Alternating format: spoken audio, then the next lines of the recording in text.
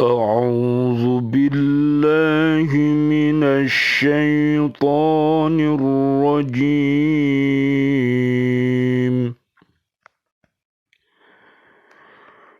بسم الله الرحمن الرحيم. إنا جعلنا في أعناقهم أغلالا فهي إلى الأذقان فهم مقمحون.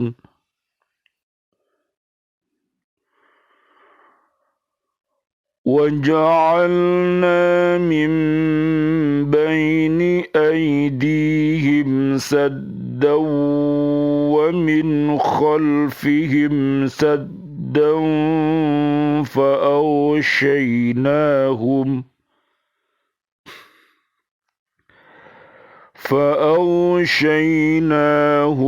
فهم لا يبصرون.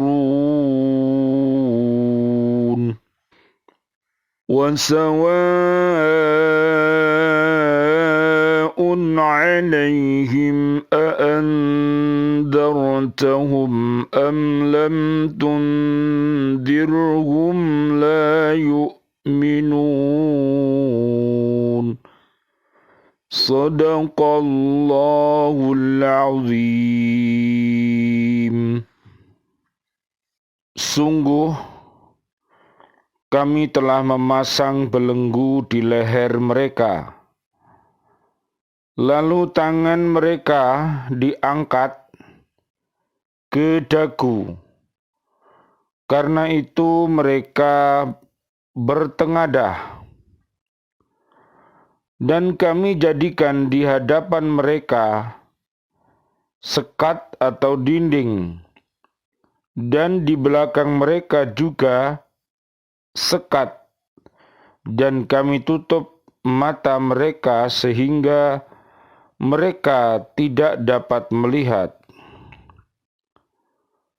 Dan sama saja bagi mereka, apakah engkau memberi peringatan kepada mereka, atau engkau tidak memberi peringatan kepada mereka, mereka tidak akan beriman juga.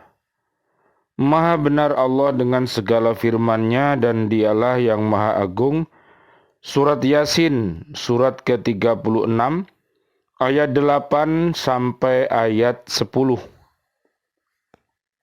Nabi Muhammad sallallahu alaihi wasallam dan para sahabatnya melaksanakan hijrah dari Makkah ke Madinah atau Yasrib pada 622 Masehi. Allah Subhanahu wa taala mengizinkan Nabi Muhammad sallallahu alaihi wasallam, Allahumma salli wa sallim alaih, untuk hijrah setelah kaum kafir Quraisy di Mekah melakukan pengusiran dan penzoliman terhadap dakwah Rasulullah Muhammad sallallahu alaihi wasallam. Allahumma salli wa sallim alaih. Lalu apa saja yang dilakukan oleh Nabi Muhammad sallallahu alaihi wasallam, Allahumma salli wa sallim alaih, saat beliau hijrah ke Madinah? Nabi Muhammad sallallahu alaihi wasallam, Allahumma salli wa sallim alaih, beliau membangun masyarakat Madinah dengan mempersaudarakan antara kaum Muhajirin dan kaum Ansar. Beliau meminta mereka untuk berjanji saling membantu, saling menopang, saling melindungi, dan hidup sepenanggungan. Rasulullah sallallahu alaihi wasallam, Allahumma salli wa sallim alaih, beliau mempersaudarakan kedua kaum tersebut melalui para sahabat-sahabatnya yang mulia. Kita kenal ada sahabat Abu Bakar As-Siddiq, Umar bin Khattab, Utsman bin Affan, dan Ali bin Abi Thalib karramallahu wajhah. Lalu apa latar belakang Rasulullah Shallallahu Alaihi Wasallam hijrah dari Makkah ke Madinah? Latar belakang Rasulullah Shallallahu Alaihi Wasallam, Allahumma sholli wa sallim alaih, hijrah dari kota Makkah ke Madinah pada tanggal 12 Rabiul Awal, tahun pertama Hijriah. Tujuan hijrahnya Nabi Muhammad Shallallahu Alaihi Wasallam adalah untuk menyelamatkan diri dan umat Islam dari tekanan, ancaman, dan kekerasan kaum Quraisy, dan juga agar memperoleh keamanan dan kebebasan dalam berdakwah serta beribadah. Dalam sejarah Islam, peristiwa hijrah kerap merujuk pada perpindahan Nabi Muhammad sallallahu alaihi wasallam, Allahumma sholli wa sallim alaih, dari Mekah ke kota Yasrib atau Madinah pada tahun 622 Miladiyah. Hijrah kaum muslimin ke Madinah dilakukan karena mengalami kesulitan, peminggiran, pengusiran, dan pendaliman oleh kaum kafir Quraisy di Makkah. Lalu siapakah yang ikut hijrah ke Madinah? Mereka adalah Abu Salamah bin Abu Al-Asad dan Mus'ab bin Umair, juga Ammar bin Ummi Maktum. Kemudian disusul oleh Bilal bin Rabah, Sa'ad bin Abi Waqqas, Ammar bin Yasir, dan Umar bin Khattab dalam rombongan berjumlah 20 orang. Barulah kemudian Rasulullah Shallallahu Alaihi Wasallam, Allahumma sholli wa sallim alaih, bersama Abu Bakar As-Siddiq menyusul ke Yasrib. Isi piagam Madinah antara lain menetapkan adanya kebebasan beragama, kebebasan menyatakan pendapat, tentang keselamatan harta benda, dan larangan orang melakukan kejahatan. Penduduk asli Madinah terdiri dari dua suku Arab, yaitu suku Aus dan Khazraj. Kedua suku ini sudah lama terlibat dalam konflik dan permusuhan. Kota Madinah dan Makkah merupakan dua kota yang sama-sama mendapatkan julukan Tanah Suci. Jika Makkah dikenal Tanah Suci karena terdapat Masjidil Haram serta Ka'bah sebagai simbol, Madinah disebut Tanah Suci karena terdapat Masjid Nabawi yang merupakan pusat dari kekuasaan Islam. Madinah merupakan kota yang sangat istimewa di hati umat Islam. Ia menjadi kota suci kedua setelah Makkah Al-Mukarramah. Rasulullah Shallallahu Alaihi Wasallam, Allahumma sholli wa sallim alaih, menjadikan kota ini sebagai kota suci Al-Haram. Makkah lebih utama dari Madinah karena kebanyakan yang datang dari kalangan para nabi, rasul, dan orang-orang soleh. Agama yang dianut sebagian besar masyarakat kota Madinah adalah agama Yahudi dan Nasrani. Selain agama pagan adalah kepercayaan kepada benda-benda dan kekuatan alam seperti matahari, bintang-bintang, dan bulan. Agama pagan mayoritas dianut oleh bangsa Arab di daerah Makkah. Kenapa Makkah dan Madinah itu disebut sebagai tanah haram? Singkatnya, Makkah disebut sebagai tanah haram yang diharamkan oleh orang-orang kafir, dan Makkah menjadi tanah suci bagi orang-orang mukmin saja. di mana orang-orang kafir tidak boleh masuk ke dalamnya. Kota Makkah juga memiliki julukan-julukan lainnya seperti Bakkah, Ummul Al-Qura, Al-Baladil Amin. Siapa yang pertama kali membangun Ka'bah? Ka'bah dibangun oleh Nabi Ibrahim alaihissalam dan Nabi Ismail alaihissalam. Pertama, pembangunan Ka'bah dilakukan oleh Nabi Ibrahim alaihissalam dan Nabi Ismail alaihissalam. Hal ini sesuai dengan surat Al-Baqarah ayat 127 yang menyebut bahwa Nabi Ibrahim alaihissalam meninggikan fondasi Ka'bah. Di zaman Nabi Nuh alaihissalam, Ka'bah mengalami kerusakan akibat banjir besar yang mengakibatkan bagian atas hancur dan tersisa pondasinya yang disebut qaidah atau qaid dalam bentuk jamak. Tidak ada yang istimewa atau benda antik di dalam bangunan ini. Bisa dibilang isi Ka'bah Makkah terlihat hampa dan kosong, namun kekosongan ini menunjukkan bahwa manusia yang hidup di muka bumi hanya diciptakan dari segumpal darah dan dilahirkan dalam sebuah kekosongan. Alasan pesawat tidak terbang melewati Ka'bah, larangan itu termasuk wilayah udara di atas kota. Tutur SNPL. Selain itu dikhawatirkan suara bising dari mesin pesawat akan dipantulkan di gunung-gunung yang mengelilingi Ka'bah sehingga mengganggu konsentrasi para jamaah yang sedang beribadah dengan khusyuk.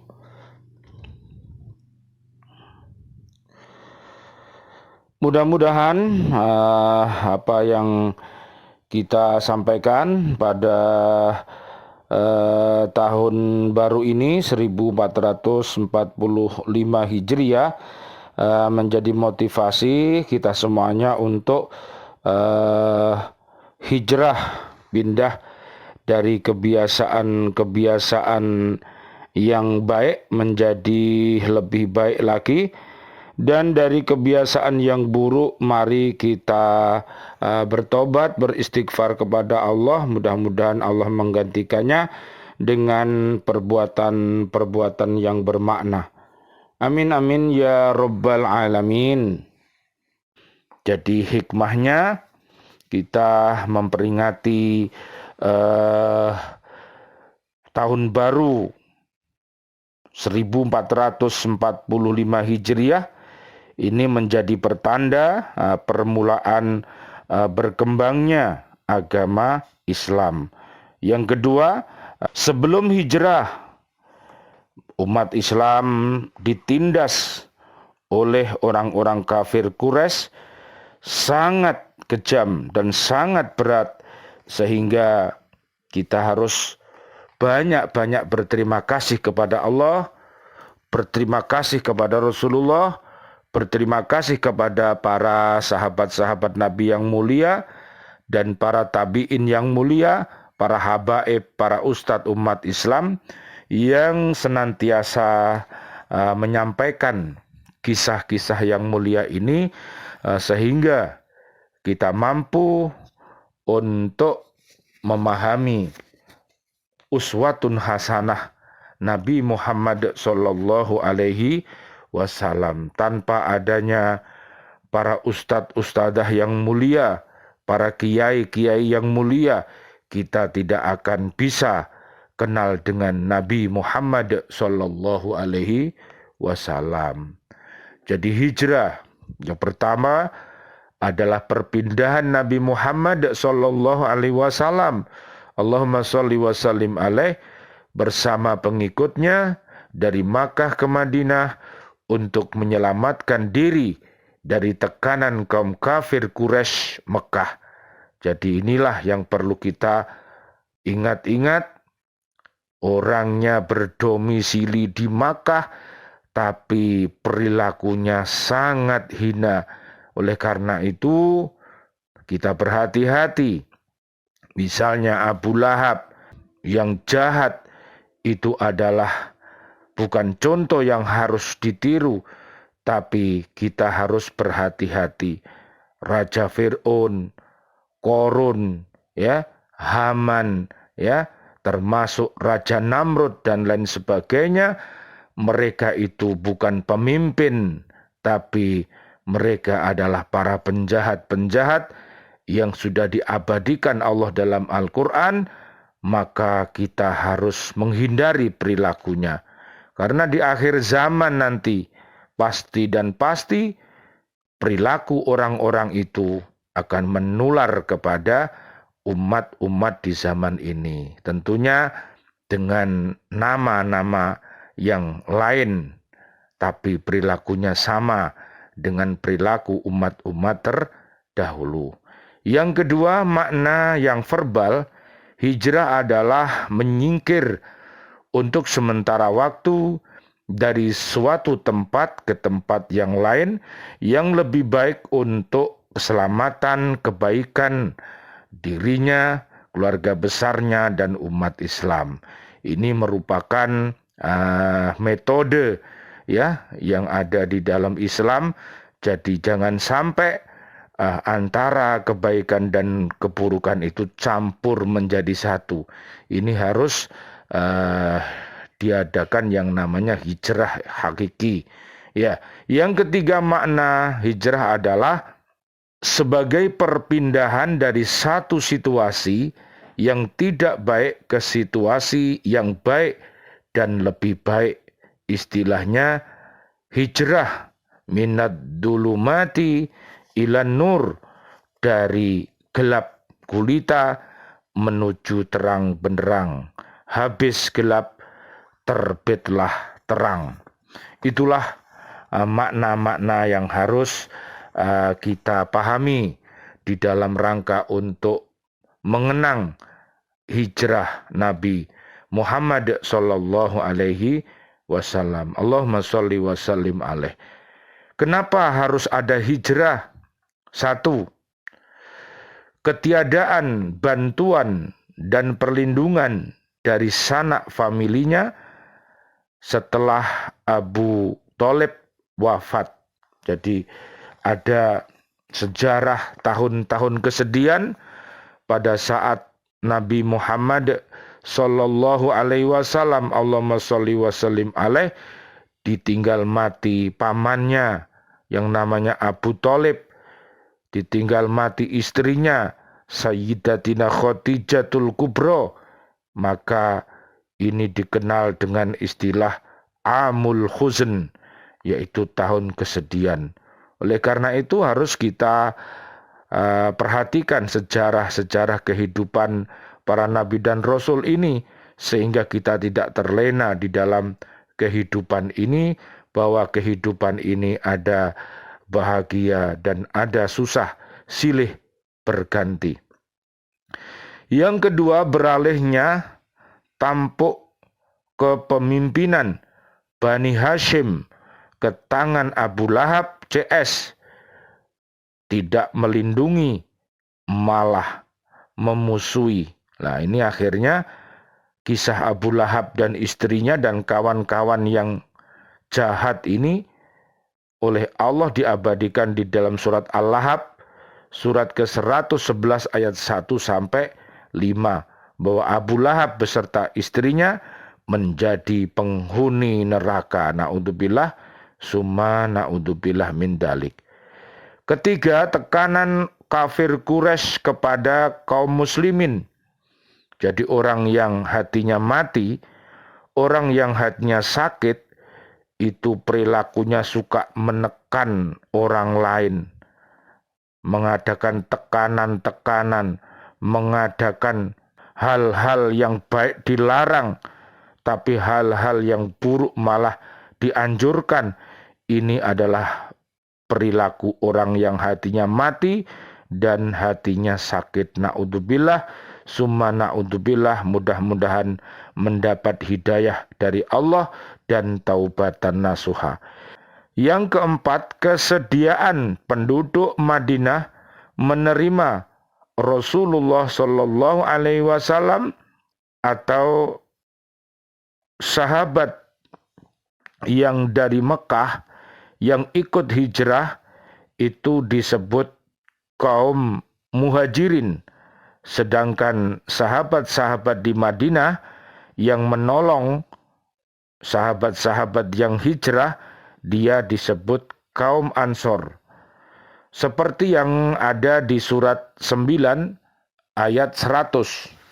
Dan orang-orang yang terdahulu lagi yang pertama-tama masuk Islam di antara orang-orang muhajirin dan Ansor dan orang-orang yang mengikuti mereka dengan baik, Allah ridho kepada mereka dan mereka pun ridho kepada Allah.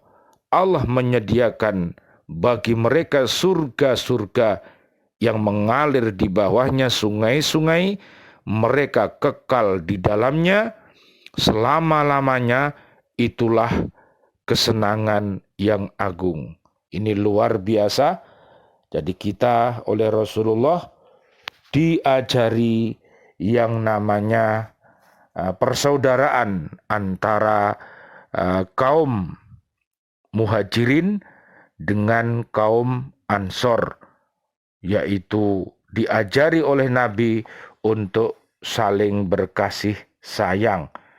Dan juga penyakit umat ada di surat Al-Hasr, ayatnya ayat 10. Doa yang harus kita panjatkan supaya kita ini tidak mempunyai hasud iri hati kepada sesama umat Islam. Rabbana ighfir lana dunubana wali ikhwanina alladina sabakuna bil iman wala taj'al fi qulubina ghillan lil ladina amanu rabbana innaka raufur rahim. Amin amin ya rabbal alamin. Nabi sallallahu alaihi wasallam hijrah itu ternyata beliau bermimpi, diberikan mimpi. Melalui mimpi itu Nabi Muhammad Sallallahu Alaihi Wasallam dengan para sahabat-sahabat yang setia untuk melakukan hijrah dari Makkah ke Madinah. Kita tahu bahwa Nabi Muhammad Sallallahu Alaihi Wasallam, Allahumma sholli wa sallim alaih, tinggal di Makkah selama 13 tahun, dan di Makkah beliau mengajarkan tauhid. Jadi umat ini diajak untuk menyembah kepada Allah yang Maha Esa, seperti di surat Al-Ikhlas surat ke-112 ayat 1 sampai ayat 4. Seperti yang diriwayatkan oleh Imam Muslim, Rasulullah Shallallahu Alaihi Wasallam, Allahumma sholli wa sallim alaih, beliau bersabda, aku melihat dalam tidur bahwa aku berhijrah dari Makkah menuju suatu tempat yang banyak terdapat pohon kurma. Aku mencoba menebak apakah itu Yamamah atau Hajar, namun ternyata itulah kota Yasrib. Jadi nama Madinah itu adalah kota Yasrib. Dan ternyata hijrah ini secara bergelombang, ya, baik itu diri sendiri atau berkelompok. Jadi ini merupakan strategi yang luar biasa yang diberikan contoh uswatun hasanah kita agar umat Islam ini untuk senantiasa bergerak dari satu hari ke hari yang lain, satu bulan ke bulan yang lain, satu tahun ke tahun yang lain. Diharapkan mereka harus semakin baik daripada tahun-tahun yang kemarin. Itu termasuk orang-orang yang beruntung. Namun apabila tidak bisa, maka kita senantiasa mempertahankan kebaikan itu sebagaimana yang kita lakukan di tahun kemarin. Dan jangan sampai termasuk orang yang hina, orang yang celaka di tahun ini malah lebih jelek daripada tahun kemarin. Na'udzubillah, summa na'udzubillah. Marilah kita yang pertama beramar ma'ruf nahi mungkar, surat Ali Imran 104. Tolong dibaca. Yang kedua, strategi dakwah. Ingat bahwa Allah pasti akan menurunkan pertolongannya kepada kita, dan di bulan Muharram ini luar biasa Allah Subhanahu wa taala menolong Nabi Muhammad sallallahu alaihi wasallam, Allahumma sholli wa sallim alaih, beserta para sahabat-sahabatnya, sehingga dikenang di perjalanan hijrah ini adalah perjalanan suci dan mulia. Dan secara sunnatullah Rasulullah sallallahu alaihi wasallam, Allahumma sholli wa sallim alaih, dan para sahabat-sahabatnya senantiasa bekerja keras dan ikhlas sehingga diharapkan mencapai hasil yang optimal, hasil yang terbaik, seperti di surat 16 ayat 97. Yang ketiga, inovasi baru dalam dakwah. Ini juga perlu dilakukan, inovasi dengan alasan-alasan yang relevan, yang melatar belakanginya. Ini dibutuhkan umat Islam untuk mengadakan inovasi pembaharuan dalam perjalanan hidup ini, sehingga umat akan mengalami kejayaan dan kemudahan, sehingga dia semakin kokoh iman takwanya dan semakin mapan mereka mendapatkan dari Allah hidangan-hidangan yang bersumber dari langit dan bumi, sebagaimana yang Allah firmankan di surat ke-7 ayat 96. Allah berjanji akan menurunkan barokahnya dari langit dan bumi untuk umat Islam yang beriman takwa. Namun apabila iman takwanya hilang, menjadi orang yang kufur, Allah akan menurunkan adabnya kepada kita. Keberkahan rizkinya hilang, ya, mata pencaharian, ya, harta yang dihadapkan bukan untuk berbuat yang baik, tapi malah dibuat pora-pora, ya, dibuat hal-hal yang tidak berguna, ya. Anak cucunya tidak menjadi anak yang solih-solihah, ya, lupa dengan zakat, infak, sedekah, dan yang dikhawatirkan adalah berteman dengan orang-orang yang buruk, yang akhirnya apabila mati nanti dikhawatirkan dia dalam keadaan su'ul khotimah, karena dia selama hidupnya itu membenci kepada para ustadz, para kiai, orang-orang yang baik dibenci, sehingga dia menjadi orang yang terhina. Na'udzubillah, summa na'udzubillah. Keempat, Rasulullah Muhammad sallallahu alaihi wasallam, Allahumma sholli wa sallim alaih, beliau sangat tanggung jawab. Nanti panjenengan lihat Rasulullah itu di surat 9, ya, ayatnya ayat 128 sampai 129. Ini luar biasa, nanti dilihat, ya. Jadi Rasulullah itu memikirkan umatnya agar semuanya bisa masuk ke dalam surga. Namun di antara umatnya yang hatinya mati, yang hatinya sakit, mereka tidak mau diajak masuk ke surga, dia malah pilih masuk ke dalam neraka. Misalnya di surat Az-Zumar ayat 71 sampai 72. Na'udzubillah, summa na'udzubillah. Makanya marilah kita mengikuti Rasulullah sebagaimana di surat An-Nisa 69 sampai 70 dan Az-Zumar 73 sampai 75, supaya kita ini terhindar dari siksaan api neraka, termasuk kita terhindar dari provokasi iblis, ya, atau setan yang di akhir zaman ini selalu memojokkan umat Islam ini adalah musuh-musuh kita yang perlu kita hadapi dengan kearifan kita, dan kita harus mengedepankan kasih sayang dan harus mau memaafkan atas kesalahan-kesalahan umat-umat lain sehingga kita menjadi contoh umat yang terbaik.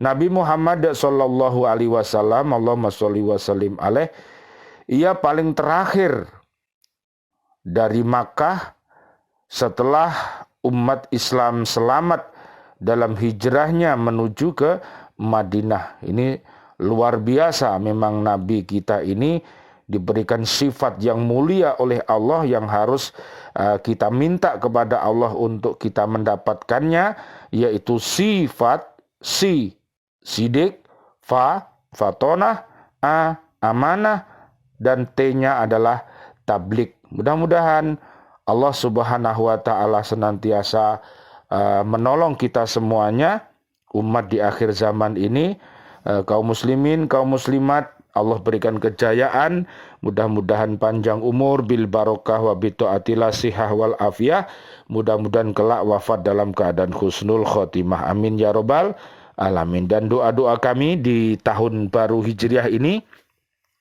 kepada seluruh amwat minal mu'minin wal mu'minat, ayah kami dan seluruh amwat yang ada di Bojonegoro, amwat yang ada di Surabaya, amwat yang ada di Sidoarjo dan sekitarnya, bil khusus kediaman kami di Kota Baru Ndriorjo. Doa-doa kami semuanya untuk ayah kami dan juga guru-guru kami yang sudah wafat, para pecinta baca Al-Quran, siswa-siswi kami di Lembaga Pendidikan Al-Falah yang sudah wafat, santri kami yang ada di Islamic Center yang sudah wafat, sahabat guru semuanya yang sudah wafat, presiden kami, dan juga para menteri kami, dan juga para pahlawan kami, serta seluruh warga bumi ini yang wafat dalam keadaan beriman. Doa-doa kami, Allahumma anzilir rahmah wal maghfirah wan ni'mah wal jannah. Rabbana atina fid dunya hasanah wa fil akhirati hasanah wa qina adzabannar. Walhamdulillahi rabbil alamin wal afu minkum. Wassalamualaikum warahmatullahi wabarakatuh. Waalaikumsalam warahmatullahi wabarakatuh.